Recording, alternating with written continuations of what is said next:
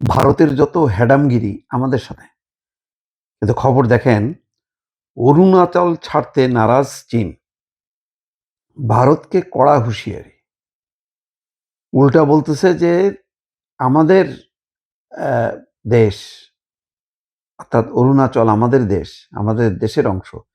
সেই অংশে চীন যে সমস্ত ২৭টা জায়গার নামকরণ করছে, সেই জায়গায় ভারত কেন উল্টা নামকরণ করলো?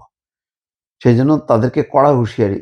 ভারতের অরুণাচল প্রদেশকে তথাকথিত অঞ্চল হিসেবে উল্লেখ করে এর উপর ভারতের দাবি এবং নামকরণকে আবারও প্রত্যাখ্যান করেছে চীন। বেজিং বলেছে চীনের দাবি করা সাংআন অঞ্চল তাদের ভূখণ্ড এবং সেখানকার বিভিন্ন স্থানের নাম পরিবর্তন করে ভারতীয় নাম দেওয়ার উদ্যোগ অবৈধ এবং অকার্যকর। তার মানে বুঝতে পারছেন, এই কথার মধ্য দিয়ে প্রমাণ হয় অরুণাচলের উপর চীনের পূর্ণ কর্তৃত্ব এবং নিয়ন্ত্রণ আছে।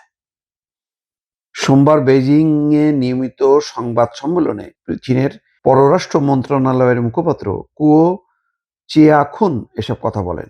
গত ৭ই আগস্ট ভারত অরুণাচল প্রদেশের ২৭টি স্থানের নতুন নাম ঘোষণা করে। এ বিষয়ে প্রতিক্রিয়া জানতে গিয়ে কুয়া চিয়াখুন বলেন, চীন কখনোই ভারতের পক্ষ থেকে অবৈধভাবে প্রতিষ্ঠিত তথাকথিত অরুণাচল প্রদেশকে স্বীকৃতি দেয় না। তিনি বলেন, সাংআন চীনের ভূখণ্ড, অর্থাৎ অরুণাচলকে তারা বলতেছে সাংআন, এটা তাদের অংশ। এসব এলাকার চীনা নাম দীর্ঘদিন ধরে প্রচলিত। ভারত স্থানগুলোর নাম পরিবর্তন করলেও সাংআন যে চীনের অংশ, সেই বাস্তবতা কোনোদিন পরিবর্তন করা যাবে না। চীনের মুখপাত্র বলেন, ভারতের পক্ষ থেকে স্থানগুলোর নাম পরিবর্তনের এই উদ্যোগ অবৈধ এবং অকার্যকর।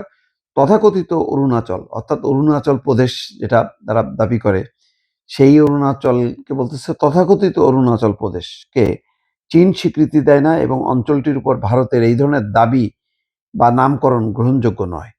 দর্শক, কি বুঝতেছেন কত বড় তাদের শক্ত অবস্থান? যে অরুণাচল প্রদেশ, সবাই জানে যে অরুণাচল প্রদেশ হচ্ছে ভারতের একটা অংশ, কিন্তু চীন বলতেছে সাংআন, অর্থাৎ তাদের যেই নামটা ওই অঞ্চলের, ওইটাই, ওই নামই তারা ওই অঞ্চলকে তাদের অংশ মনে করে।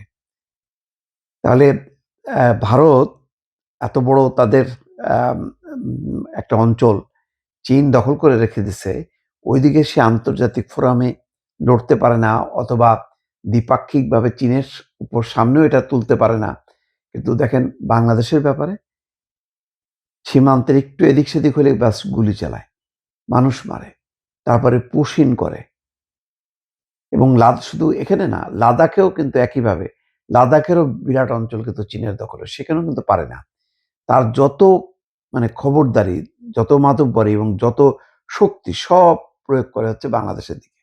না পারে নেপালের সাথে, পাকিস্তানের সাথে, না চীনের সাথে, সমস্ত তার ইয়েটা, শক্তিটা প্রয়োগ করে বাংলাদেশের উপর, এবং বাংলাদেশের উপর প্রয়োগ করে সে তার বেটাগিরি দেখায়।